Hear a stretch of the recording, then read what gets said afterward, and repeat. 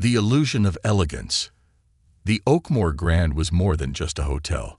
It was a statement of prestige, a symbol of power. Its golden chandeliers sparkled under the dim glow of carefully placed lights, and the scent of imported lavender filled the air, blending with the aroma of freshly brewed espresso from the marble-countered cafe in the corner of the lobby. Every detail, from the hand-stitched silk curtains to the glossy black grand piano that played itself in the evenings, was a deliberate display of opulence. Michael Sinclair, the hotel manager, stood in the center of the grand entrance, his eyes scanning the guests with meticulous precision. At 48, he exuded the kind of authority that came from years of climbing the ranks, from bellhop to general manager of one of the most exclusive hotels in the city. His silver hair was neatly combed back, his custom-tailored navy suit hugged his broad shoulders perfectly, and his polished shoes clicked against the marble floor as he made his way to the front desk. He wasn't just managing a hotel, he was upholding a standard.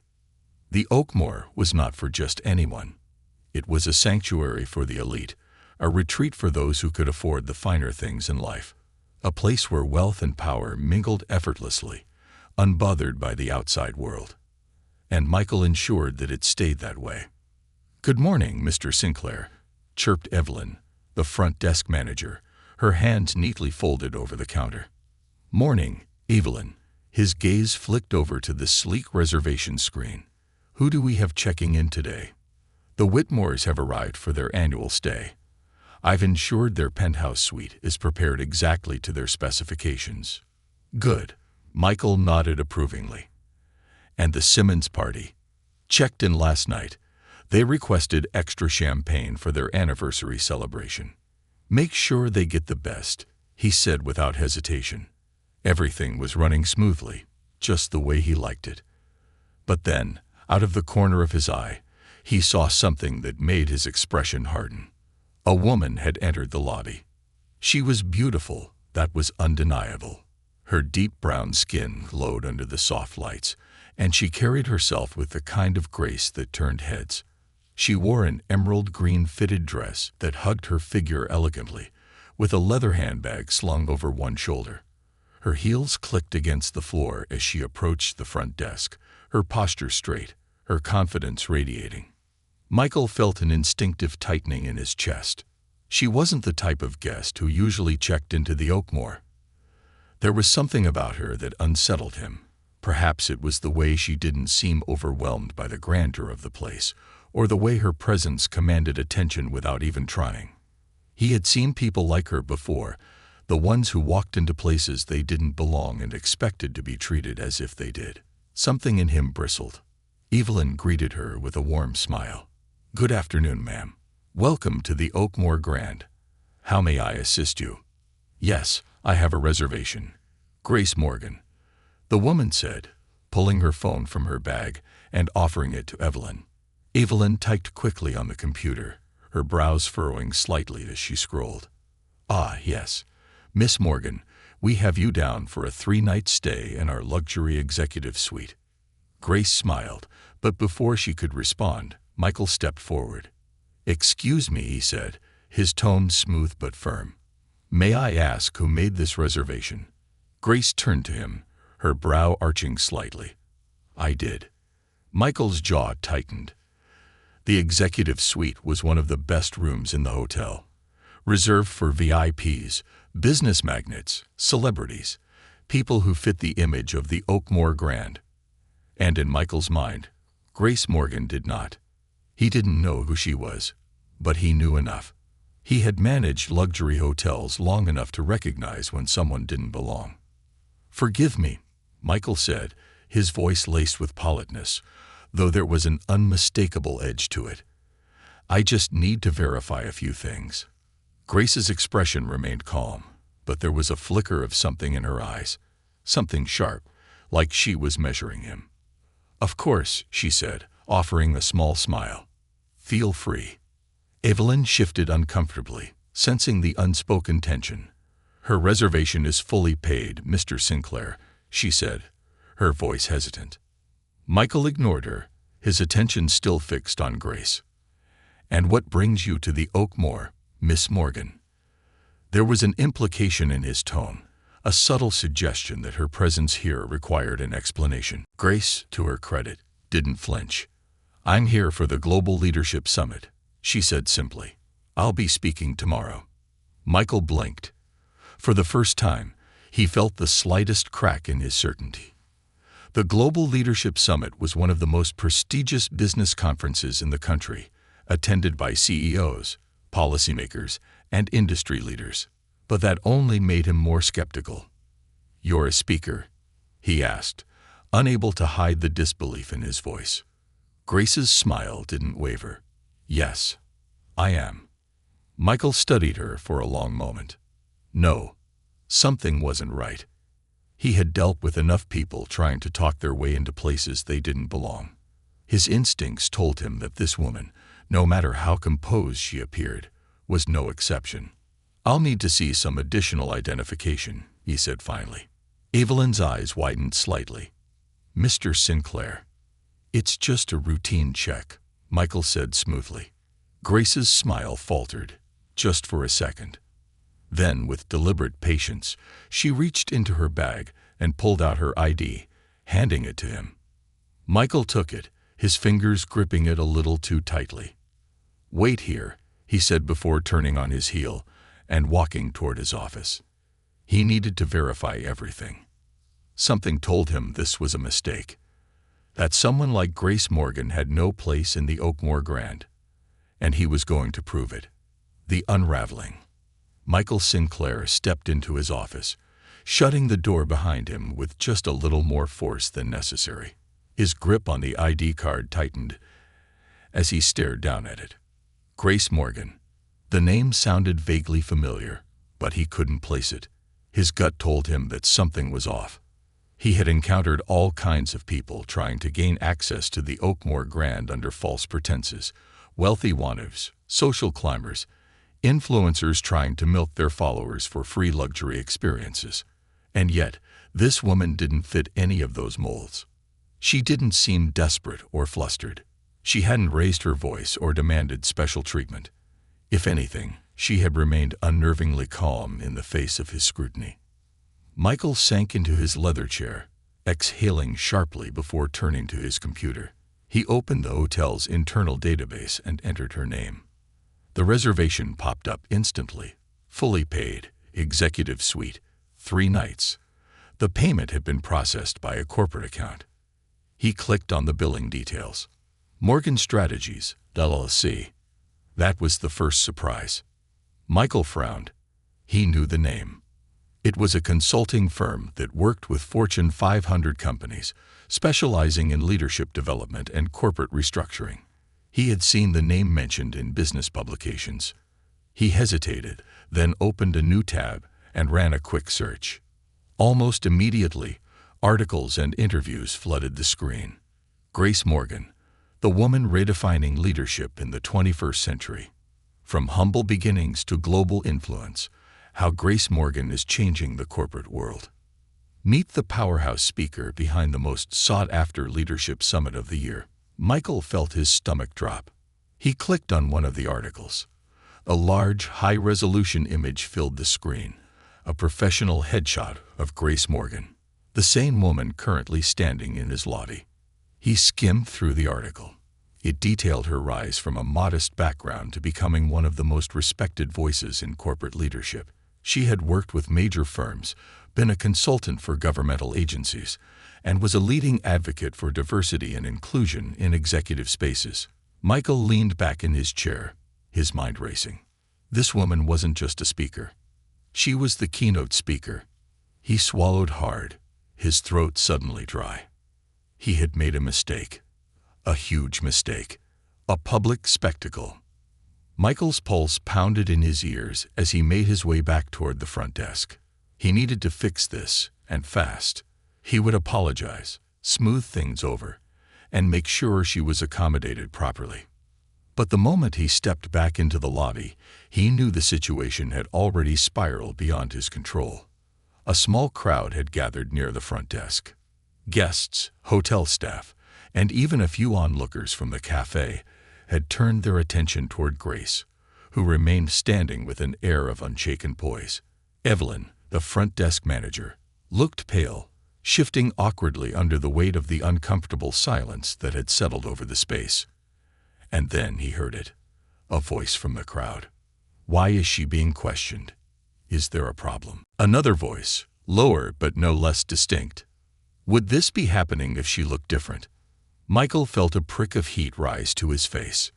Grace stood exactly where he had left her, her arms folded neatly across her waist. But now, her expression was unreadable. There was no smugness, no triumph, just an unsettling patience, as if she were waiting to see how far he would take this. Michael cleared his throat, stepping forward. "Miss Morgan," he started, his voice tight. "Apologies for the delay. I've confirmed your reservation." Grace's head tilted slightly. "I could have told you that." A murmur spread through the watching crowd. Michael clenched his jaw. "It was just a standard verification. I hope you understand." "No, Mr. Sinclair." Grace's voice was calm, but there was a quiet intensity behind it. "I don't understand." Evelyn inhaled sharply. Michael forced a tight-lipped smile. "I was just ensuring." "You were ensuring what exactly?" Grace asked, cutting him off. Michael hesitated. He could feel the weight of the lobby pressing down on him, the eyes of his staff, the guests, everyone waiting for his response. Grace took a single step forward, her voice still measured but unyielding. "Tell me, Mr. Sinclair, do you verify every guest's reservation this way? Or is it only for people who don't fit the image of your hotel?" The words landed like a slap. The room had gone completely silent. Michael's face burned. His instincts screamed at him to regain control. He needed to shut this down, to put the situation back into the framework where he held authority. But for the first time in years, he felt powerless. Grace didn't wait for his response. She turned slightly, addressing the onlookers. "This isn't just about a hotel reservation," she said, her voice carrying across the lobby. "It's about something much bigger than that. About the assumptions people make, the quiet judgments that shape how we are treated in spaces like this." Michael's throat tightened. He wanted to argue, to insist that this was all just a misunderstanding. But deep down, he knew it wasn't. He had judged her. Not because she didn't have the money. Not because her reservation wasn't valid. But because he hadn't expected someone like her to belong here. The realization made him sick. One of the guests, a middle-aged man in a sleek navy blazer, shook his head in disgust. "I've been coming to this hotel for years, but after this, I don't think I will anymore." Another woman, dressed in business attire, turned toward Evelyn. "Can I get the number for corporate? This needs to be reported." A ripple of disapproval spread through the crowd. Michael felt his chest tighten. His reputation, the hotel's reputation, everything he had worked for was crumbling right in front of him. Before he could say another word, Grace gave him a long, unreadable look. Then, without another glance in his direction, she reached for her phone and tapped on the screen. "I'll make sure this story is shared with the right people," she said, her voice even. Michael's stomach dropped. No. He could already see the headlines, the social media storm, the backlash. This wasn't just an uncomfortable moment. This was a disaster, and it was entirely his fault. The beginning of the fall. By the time the crowd began to disperse, Michael could barely think. The air in the lobby felt suffocating.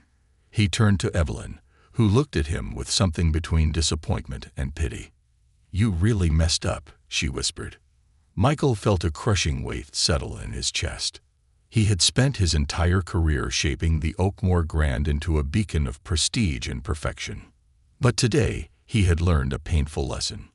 A perfect reputation can shatter in an instant, and for the first time in his life, Michael Sinclair realized he might not be able to fix this. Consequences unfold. Michael Sinclair sat alone in his dimly lit office, staring blankly at his laptop screen.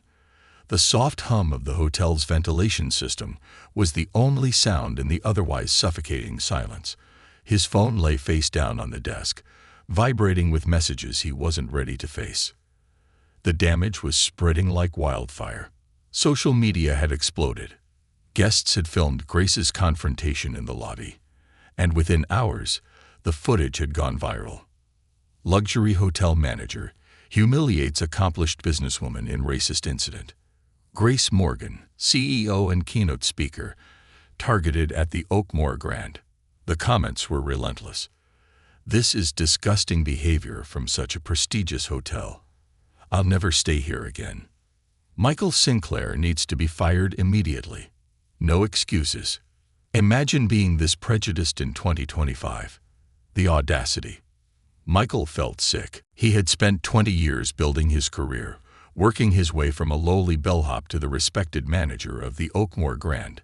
He had prided himself on maintaining a flawless reputation, on ensuring the hotel was synonymous with prestige, luxury, and exclusivity.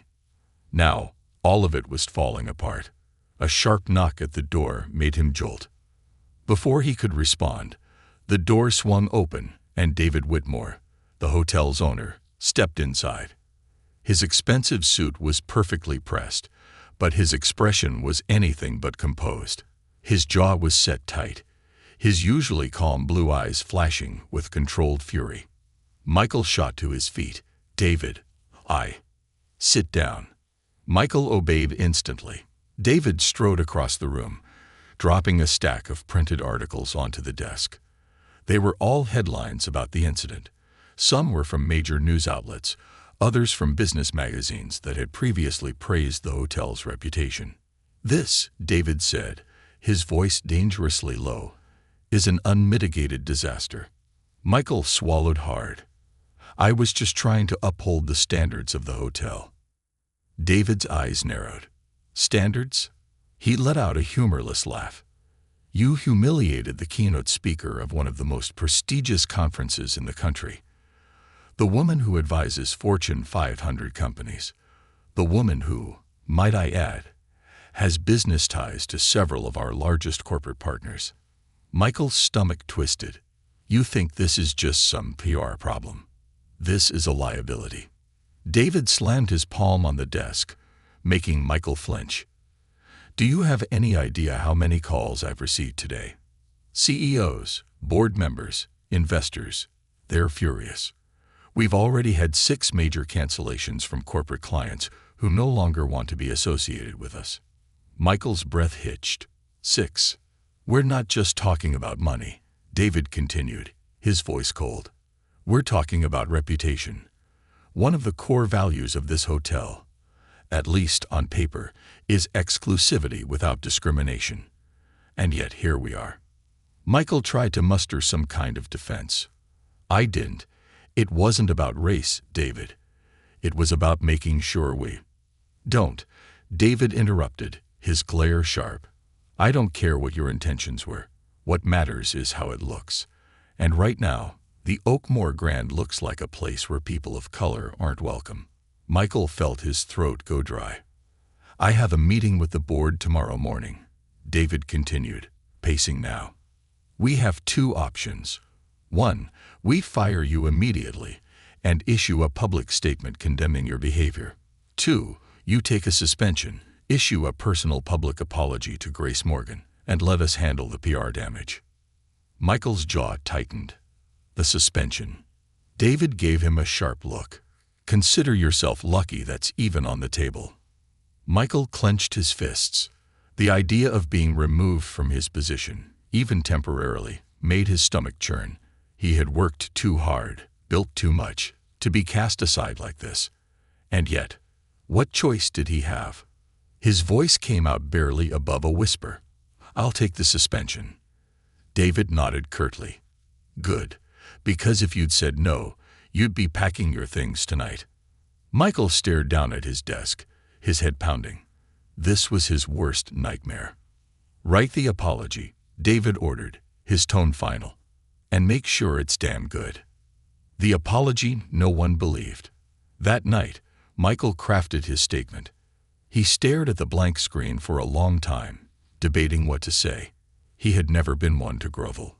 He had always prided himself on being in control, but control had slipped through his fingers like sand, and now all he could do was attempt damage control. I deeply regret my actions today at the Oakmore Grand. I acknowledge that my response to Ms. Grace Morgan was inappropriate, and I sincerely apologize for any offense caused. The Oakmore Grand is committed to diversity, inclusion, and excellence in hospitality, and I personally will be taking steps to better educate myself on how to uphold these values in practice. I am truly sorry to Ms. Morgan and to anyone else who felt unwelcome.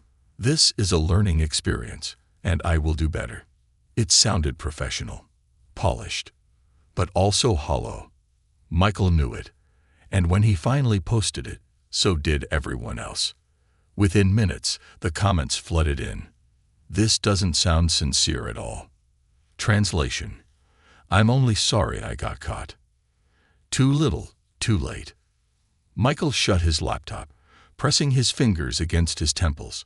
Nothing he said would be enough. The damage was done. His career was hanging by a thread. And it wasn't over yet. A call he didn't expect. The next morning, Michael's phone rang earlier than usual. He hesitated before answering. His voicemail was already full of messages, most of them angry. But this call was different. The name on the screen made his pulse quicken. Grace Morgan. For a second, he debated not answering, but his fingers moved before his brain could stop them. Hello. A pause. Then her voice came through, calm, deliberate. Mr. Sinclair. Michael exhaled slowly. Ms. Morgan. Another pause. Then, I have a proposition for you. Michael blinked, caught completely off guard. A proposition. Grace's voice remained even. You have two options, Mr. Sinclair. You can let your career end here, wrapped in scandal, or you can take this as an opportunity to actually learn something.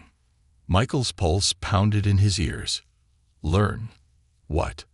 About the people you look down on, she said simply. About the communities you pretend don't exist. Michael swallowed hard. And how do you propose I do that?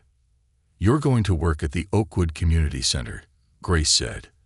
You're going to spend time with the people you dismiss, the ones you never allow past your lobby doors. 3 days a week, for the next month.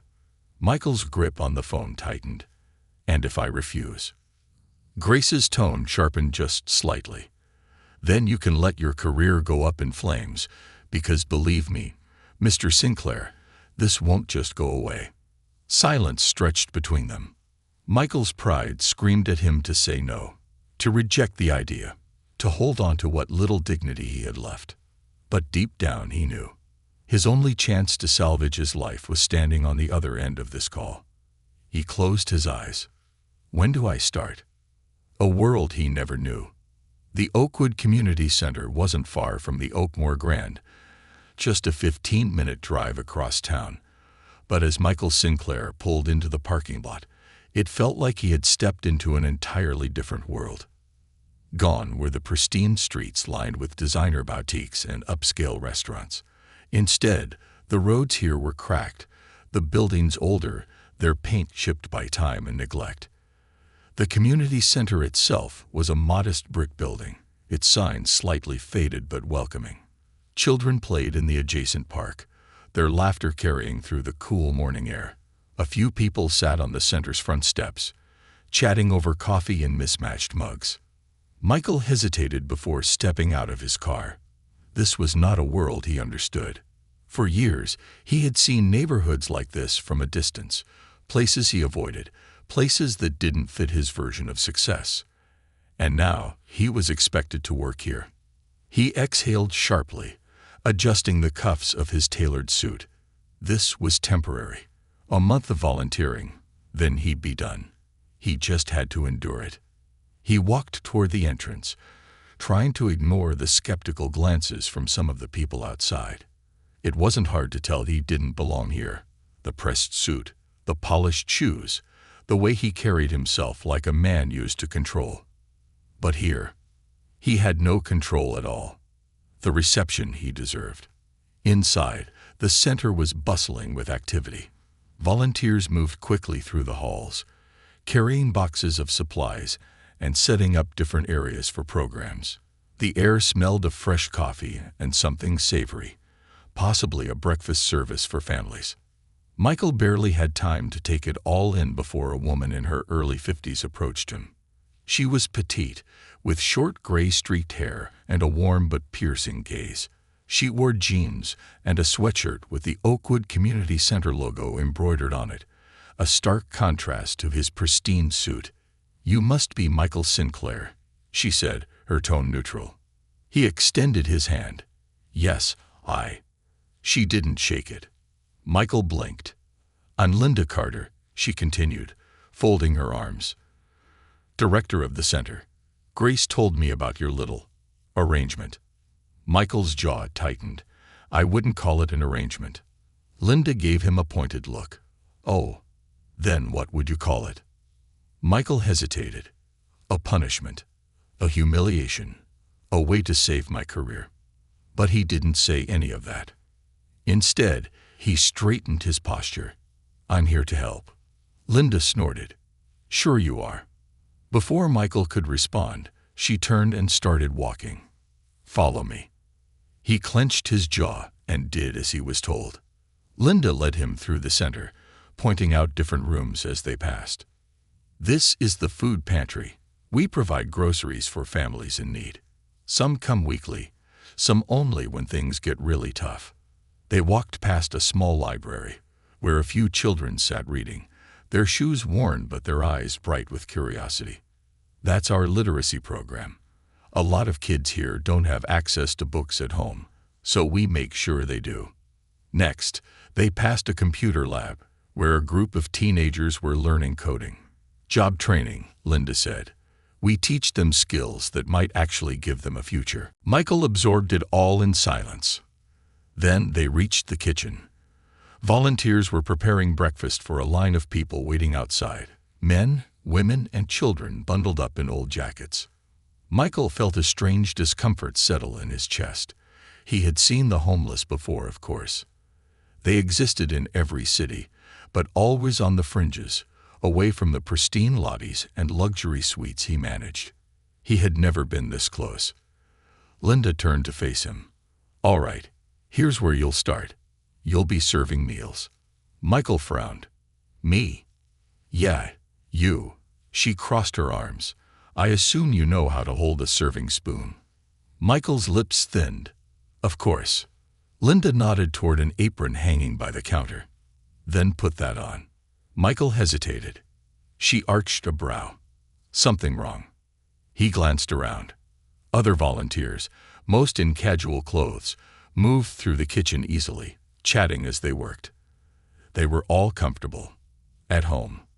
He, on the other hand, felt like an imposter. But what choice did he have?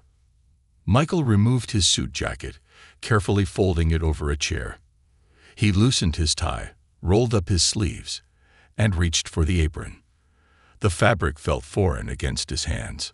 Linda watched him with mild amusement. "Not your usual uniform, huh?" Michael exhaled sharply. "No." She smirked. "Good. Maybe that's the point. A lesson in humility." The first hour was brutal. Michael was stationed behind the serving counter, dishing out eggs and toast to a line of people who moved past him one by one. Some were older, their faces lined with exhaustion. Others were young, too young, clutching their parents' hands as they received their meals. Michael had been trained in hospitality for years, but this was different. There was no forced politeness, no expectation of tips, no luxury, just basic human need. For the first time in a long time, Michael felt small. Then something happened that shook him even more. A woman stepped forward in line with a little boy holding her hand. Michael barely glanced at her until she spoke. "Thank you," she said, her voice familiar. His eyes snapped up. It was the woman who had been a regular guest at the Oakmore Grand. He recognized her instantly. A few months ago, she had checked in with her husband for a weekend stay. She had worn designer clothes, expensive jewelry. And now, here she was, in an old coat, her hair pulled into a loose ponytail. Michael's stomach twisted. She met his gaze, and for a second, recognition flickered in her eyes, but she didn't acknowledge it. She simply took the tray of food and turned away, her son's tiny fingers clutching at her sleeve. Michael stood frozen. She had been one of his guests. And now she was here. He had spent years believing that only a certain kind of person deserved to be in his hotel. But life didn't work that way. It could take everything away in an instant. He swallowed hard and kept serving. A shift begins. By the time the line had dwindled, Michael felt drained. His feet ached, and his shirt was damp with sweat from the heat of the kitchen. Linda approached, handing him a bottle of water. Not what you expected. Michael shook his head. He had no words.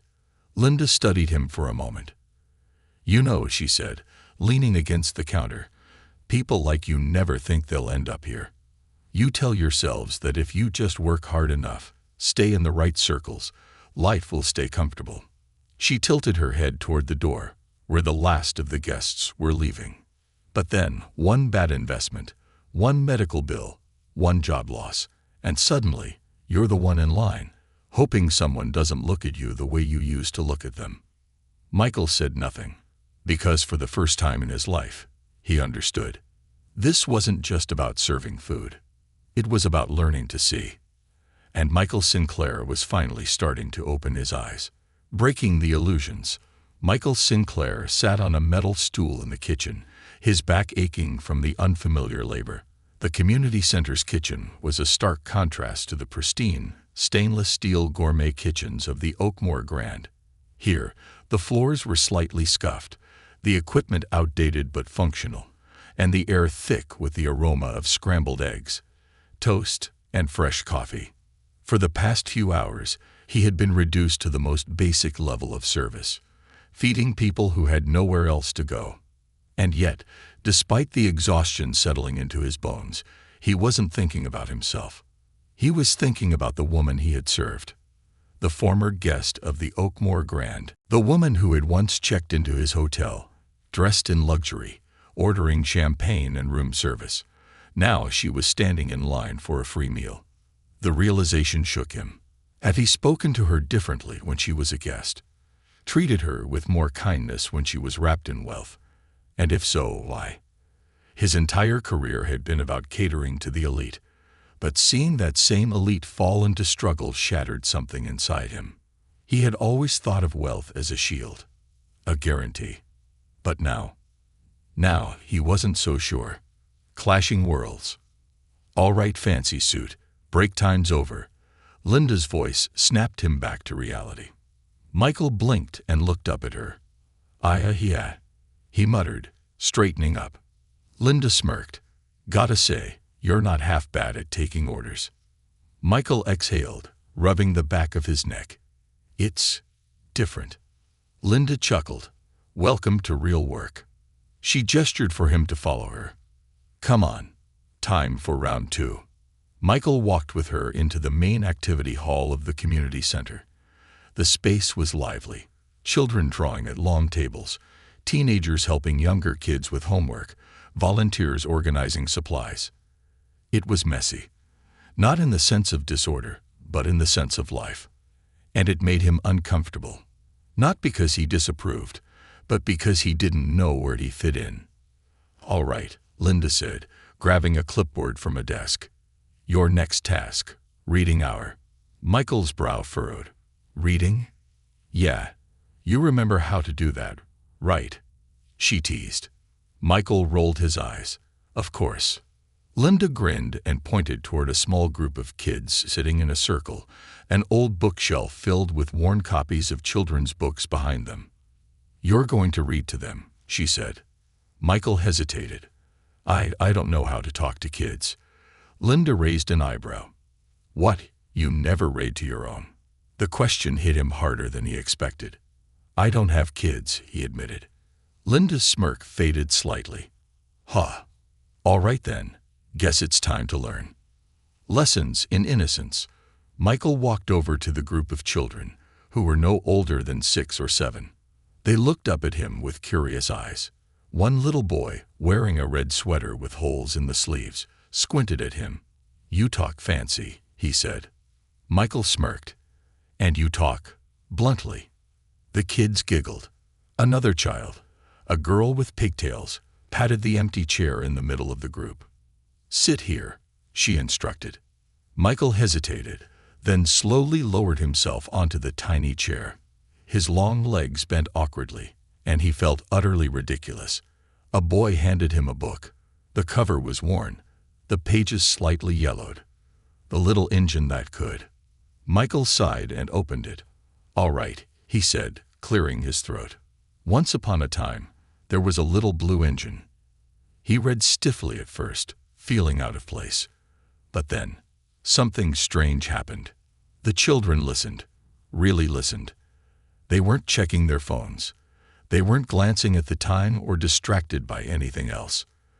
They were fully present. For the first time in years, Michael had an audience that wasn't judging him based on his position or wealth. These kids didn't care who he was, and yet they hung on to his every word. By the time he reached the end of the story, "I think I can. I think I can." He felt something loosen in his chest, a feeling he hadn't had in years. Something real, a taste of reality. Later that day, Michael helped clean up, stacking chairs and wiping down tables. He was still wearing his suit pants and dress shirt, though he had long since rolled up the sleeves. The apron had been abandoned after the kitchen shift. Linda walked over, holding a mug of coffee.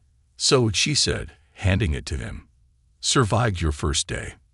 Michael took the mug hesitantly. "Barely." Linda smirked. "Tell me, what was harder?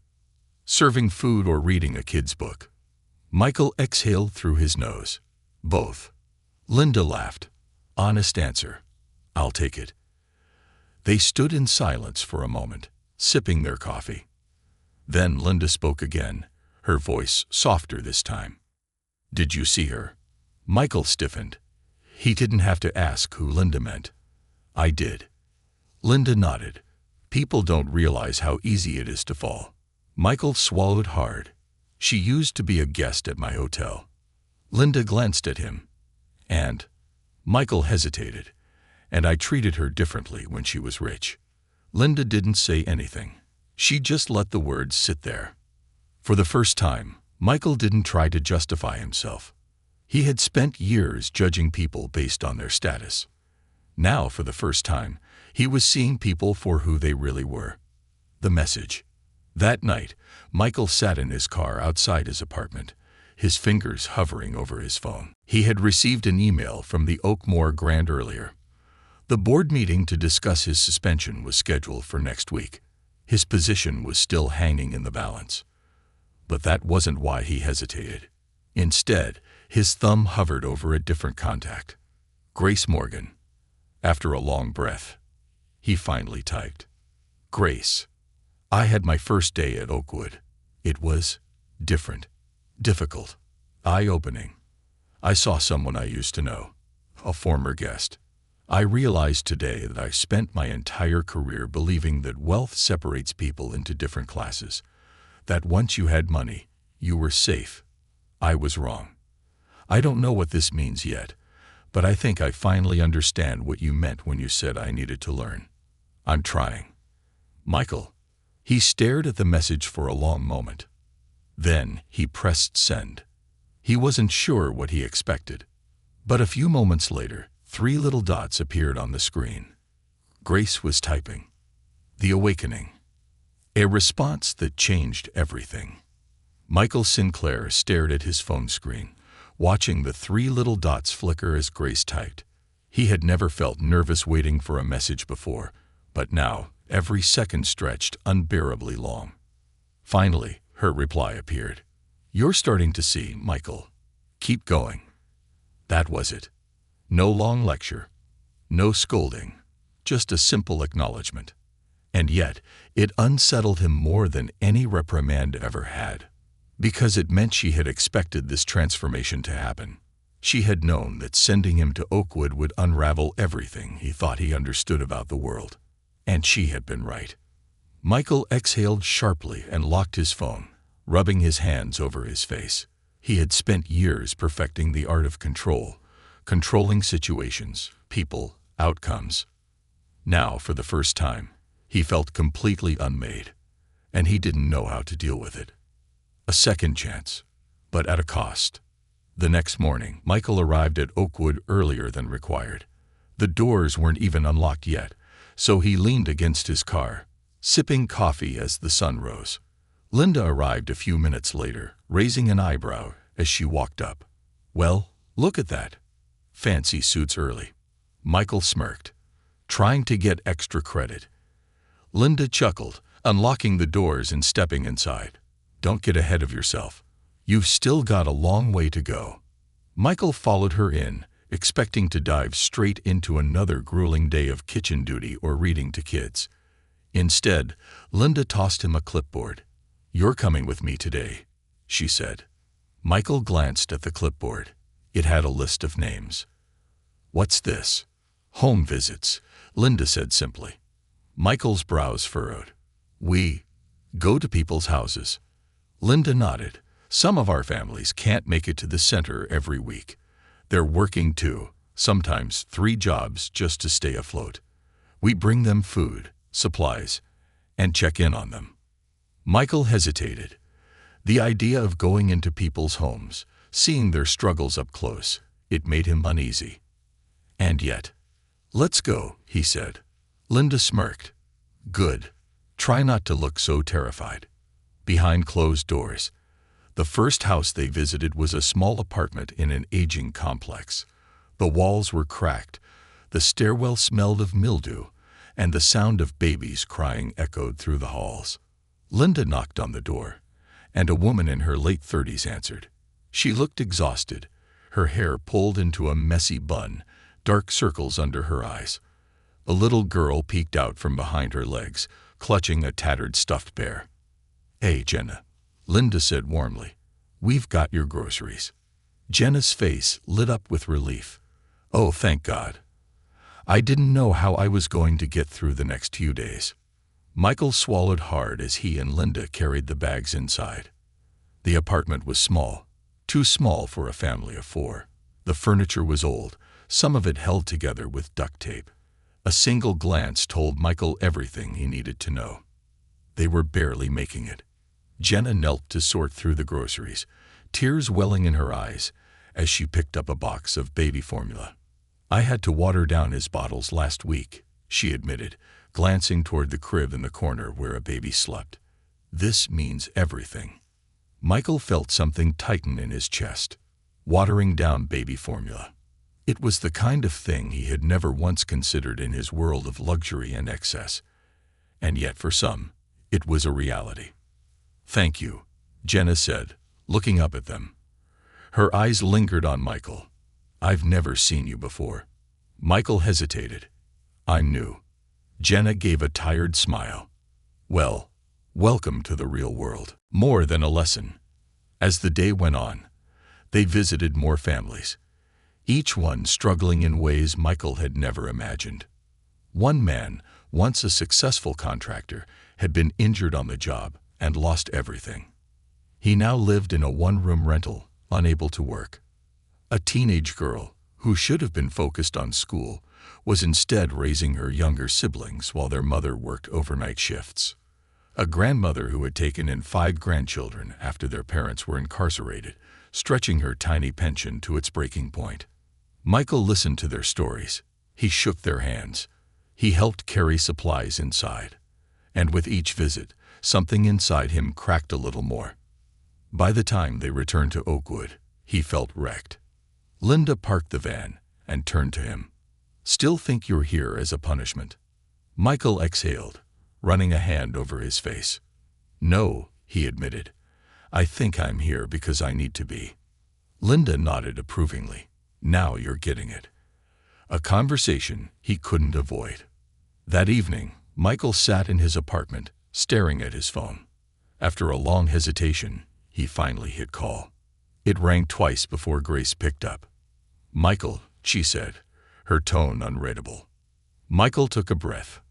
"I saw it today. Grace was silent for a moment. What did you see? Michael closed his eyes, recalling Jenna, the injured contractor, the teenage girl raising her siblings.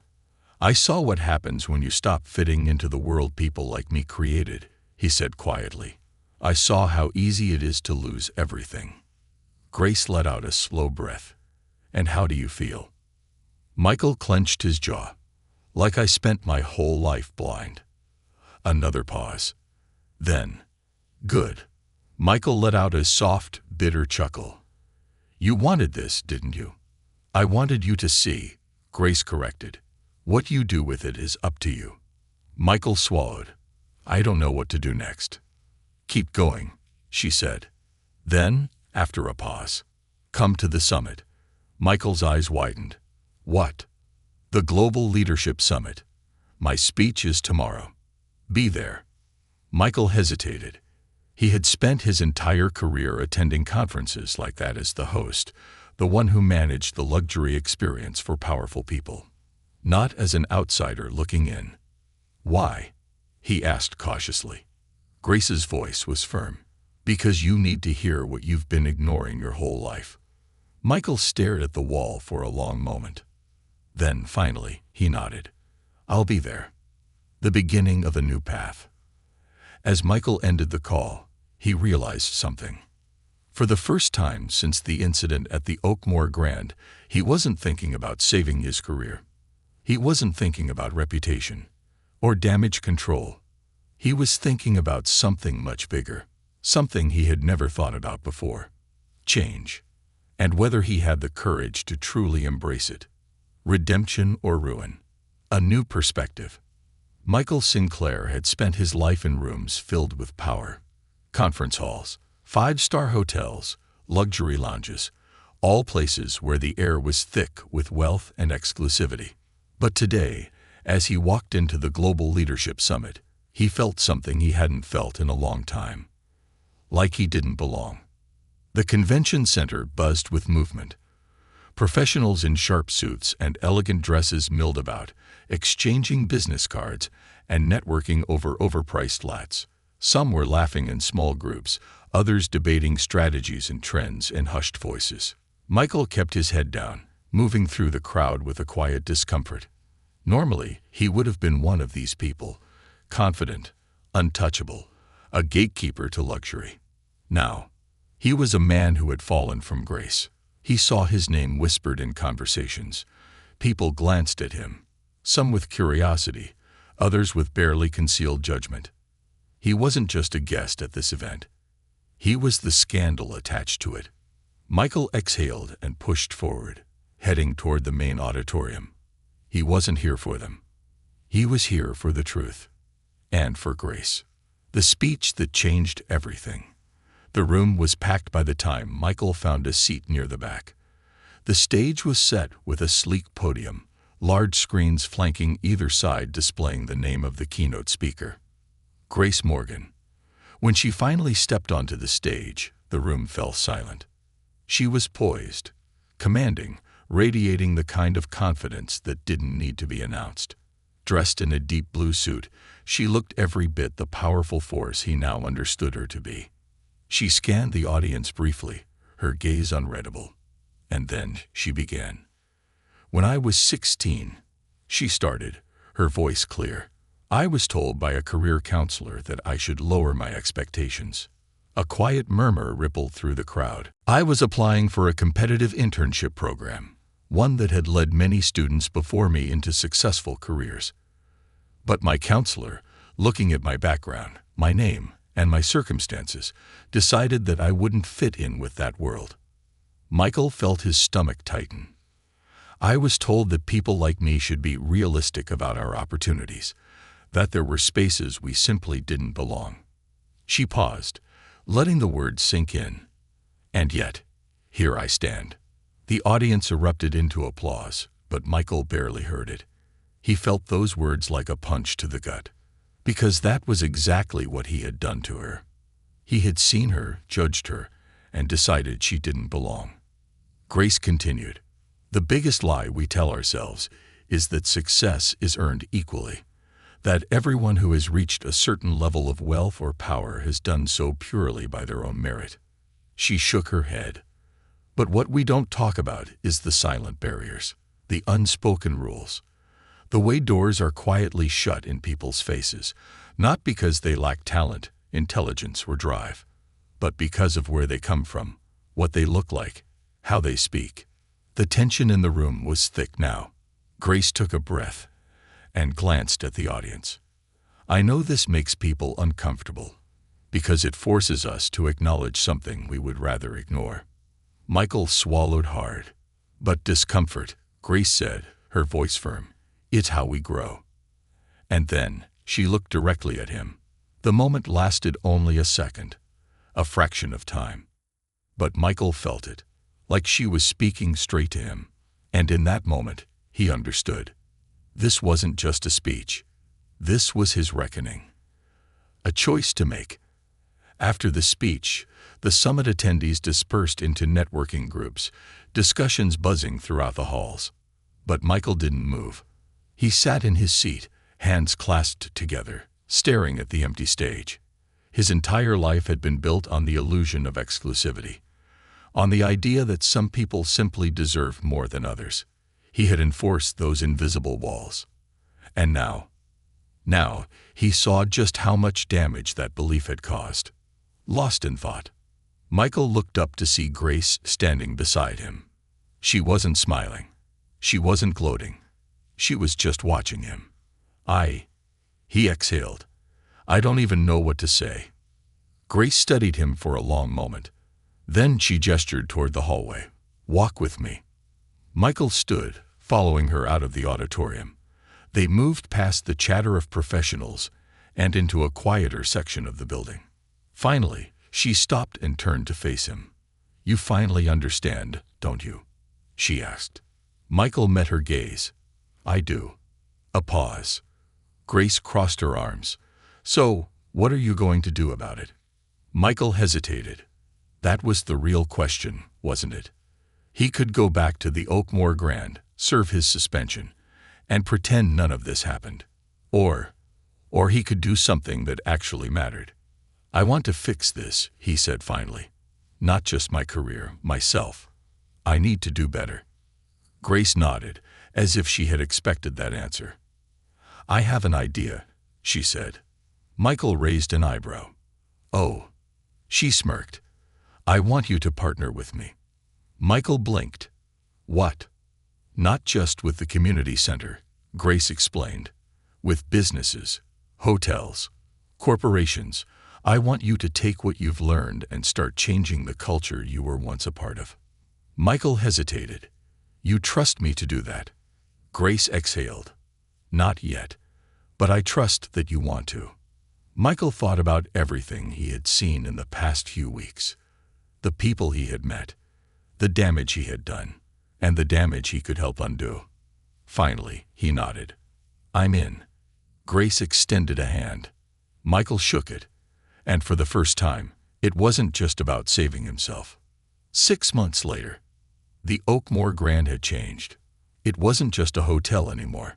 It was a place that hired from the community, that trained young professionals from diverse backgrounds, that welcomed guests with dignity instead of judgment. And Michael Sinclair, he was no longer just the manager of a luxury hotel. He was the man who had once built walls and was now tearing them down. At the grand reopening event, Michael stood at the podium, looking out at a new Oakmore Grand, a hotel that didn't just cater to the wealthy, a hotel that gave opportunity. And in the front row, Grace Morgan sat, arms crossed, a satisfied smirk on her face, because in the end, it wasn't about punishment. It was about redemption. And Michael had finally found his.